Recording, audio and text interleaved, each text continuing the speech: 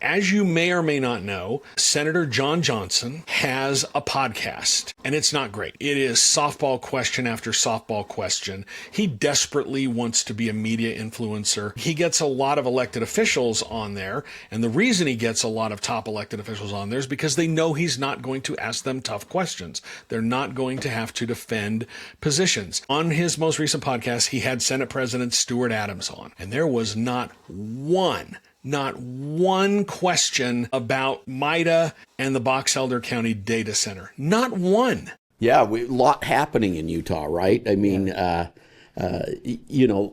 let's talk a little bit about that.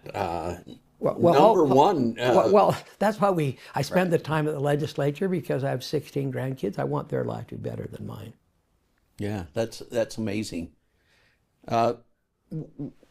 What about what other things are going on that people should be aware of? Most of those interviews are useless.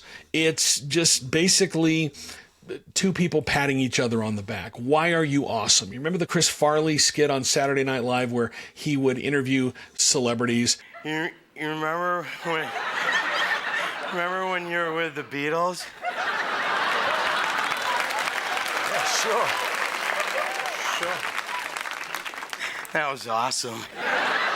It's a forum where these elected officials can come out and basically not be challenged and give the narrative that they want. And boy, was that on display when he had Stuart Adams on. And now he can go on these programs like John Johnson's and know he's not going to face any tough questions and be allowed to put out the narrative that he wants, whatever spin he wants. And you're seeing these top officials spending more and more time in these friendly environments.